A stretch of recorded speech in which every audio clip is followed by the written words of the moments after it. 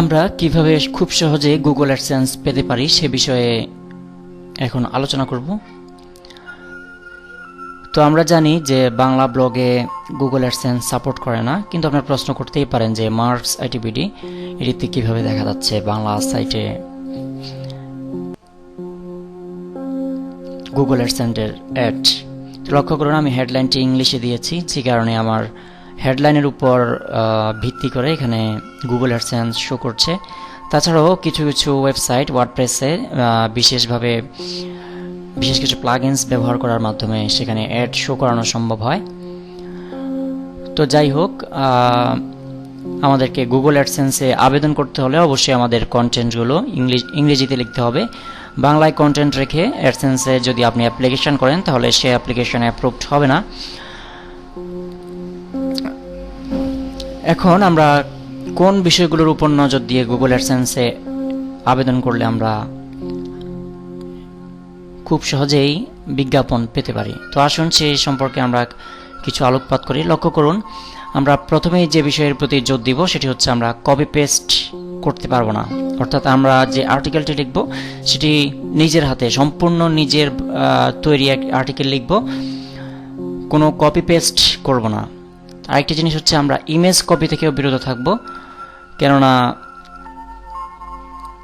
Google unique content খুব পছন্দ করে।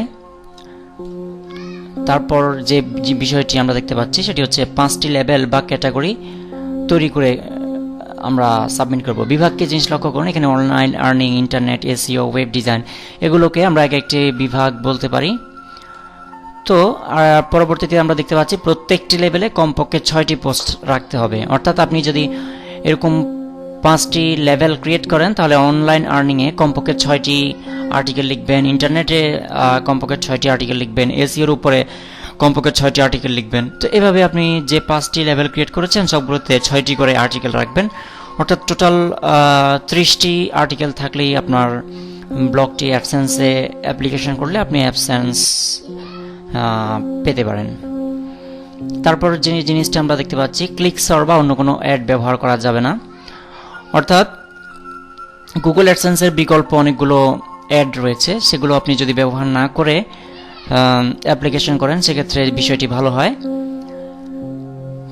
ক্লিকসরের অ্যাডগুলো এমন যে আপনার লেখার সাথে কন্টেন্টের সাথে মিল রেখে তাদের অ্যাডগুলো শো করে।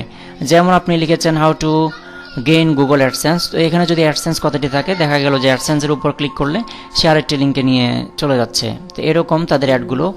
আবার পপ আপ, অর্থাৎ আপনি একটি পেজে আসলেন, দেখা গেল যে অ্যাডটি দেখা যাচ্ছে, আপনার পেজটি দেখা যাচ্ছে না, বিজ্ঞাপনটি হাইলাইটেড হয়ে রয়েছে। তো এই জন্যই মূলত ক্লিকসর ব্যবহার করবেন না, অন্য কোনো অ্যাডও ব্যবহার করবেন না। প্রয়োজন কি, আপনার যে গুগল অ্যাডসেন্স থেকে আর্ন হবে তার পরিমাণ যথেষ্ট, অন্য কোনো অ্যাড থেকে আর্ন না করলেও চলবে গুগল অ্যাডসেন্স থেকে আর্ন করলে।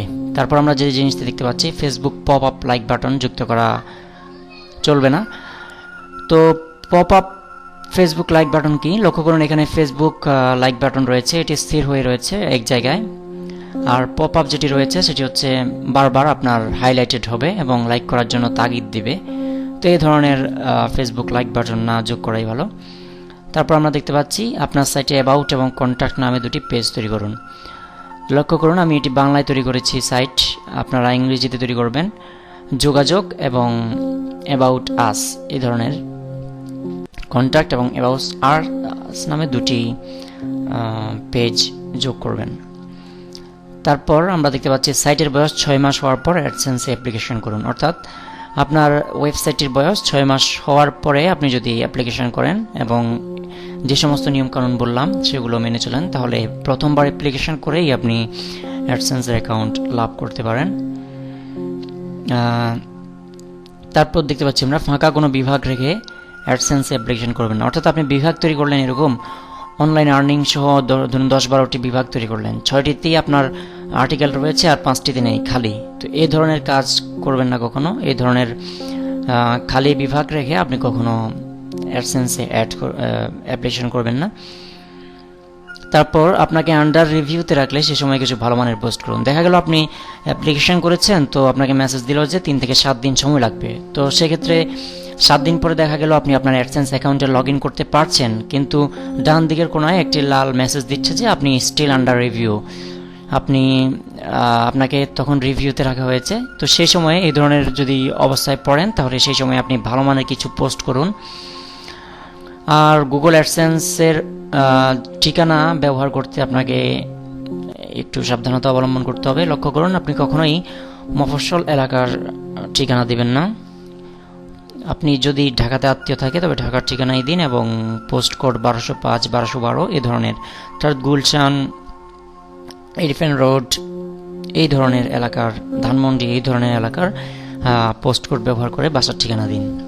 তো পরবর্তীতে আপনি এই ঠিকানা পরিবর্তন করতে পারবেন। আপনার অ্যাডসেন্স অ্যাকাউন্ট অ্যাপ্রুভড হয়ে গেলেই আপনি ঠিকানাটি চেঞ্জ করে নিতে পারবেন, এটি কোনো সমস্যা না। আর আপনার কিছু ব্যাপার বলে রাখছি, সেগুলো হচ্ছে অ্যাডসেন্স পাওয়ার আগে আপনি যে ইমেল অ্যাকাউন্ট থেকে অ্যাডসেন্সে অ্যাপ্লিকেশন করবেন সেই ইমেল অ্যাকাউন্টে আপনি অ্যালেক্সাতে অ্যাকাউন্ট খুলে, ইউটিউবে অ্যাকাউন্ট খুলে সেখানে আপনি অ্যালেক্সাতে তাদেরকে রিভিউ দিন। অ্যালেক্সাতে সেই ইমেল অ্যাকাউন্ট ব্যবহার করে গুগল, ইউটিউব, ব্লগার, অ্যাডসেন্স অর্থাৎ গুগলের যাবতীয় ওয়েবসাইটগুলোকে আপনি রিভিউ দিন, 5 স্টার রিভিউ। তো এটি হচ্ছে নৈতিক ব্যাপার, এটি অ্যাডসেন্স সম্পর্কিত না, তারপরেও বলে রাখছি। আর একটি জিনিস অবশ্যই আপনাকে লক্ষ্য রাখতে হবে, সেটি হচ্ছে আপনি ভুল করেও কোনো দিন নিজের অ্যাডে ক্লিক করবেন না। আপনার অ্যাডসেন্স অ্যাকাউন্ট যখন অ্যাপ্রুভড হয়ে যাবে তখন আপনার ওয়েবসাইটে আপনি অ্যাড শো করাতে পারবেন। তো আপনি অধিক ইনকামের আশায় কখনোই আপনার নিজের অ্যাডে ক্লিক করবেন না। তো সেক্ষেত্রে কিন্তু আপনার অ্যাকাউন্ট ব্যান করে দেবে গুগল। গুগল বুঝে যাবে আপনি ক্লিক করছেন নাকি আপনার ভিজিটররা ক্লিক করছে। আপনি গুগলের সাথে চালাকি করে পারবেন না। তো এই জিনিসটি আপনি কখনোই করবেন না অসৎ উদ্দেশ্য, আপনার বেশি আর্ন হওয়ার উদ্দেশ্যে আপনি নিজের অ্যাডে নিজেই ক্লিক করলেন।